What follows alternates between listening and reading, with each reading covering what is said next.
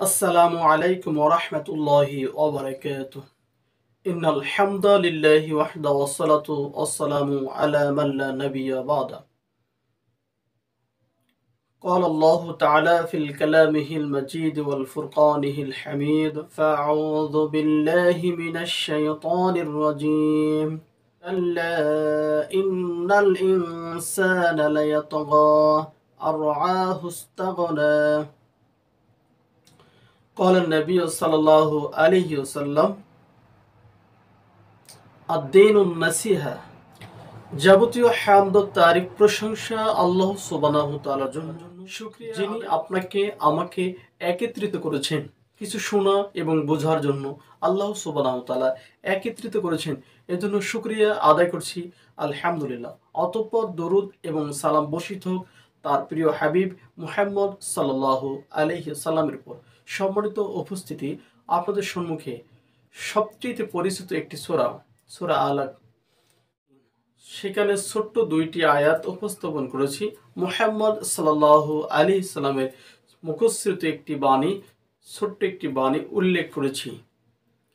সেটাকে সামনে রেখে দু একটি কথা বলবো ইনশাআল্লাহ। আল্লাহ সুবহানাহু ওয়া তাআলা আপনাকে আমাকে কিছু শুনে বাস্তব জীবনে আমল করার তৌফিক দান করুন।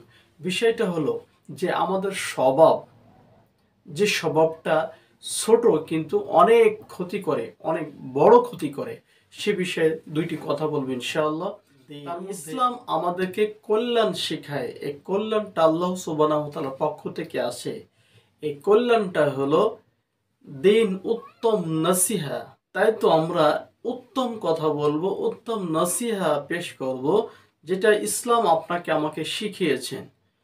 যে কল্যাণটার পথে হাঁটলে আল্লাহ সুবহানাহু ওয়া তাআলার সান্নিধ্য, নৈকট্য লাভ করা যায়, যে কল্যাণের পথে হাঁটলে আল্লাহ সুবহানাহু ওয়া তাআলার ইবাদত বন্দেগী করতে সহজ হয়, সেই কল্যাণ মানুষকে আমরা কল্যাণের দিকে ডাকি, অকল্যাণ থেকে বিরত থাকার আহ্বান করি।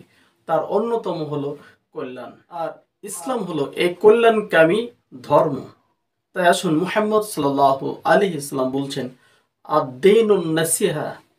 দিন হলো কল্যাণকামিতার নাম, সব কল্যাণ দিনের অন্তর্ভুক্ত। সেজন্য আল্লাহ সুবহানাহু ওয়া তাআলা বলছেন ইন্নাদ-দীনা ইনদাল্লাহিল ইসলাম। সেই কল্যাণ, সেই দিন, আল্লাহ সুবহানাহু ওয়া তাআলার মনোনীত দিন, মনোনীত কল্যাণ পথ একটা হলো ইসলাম।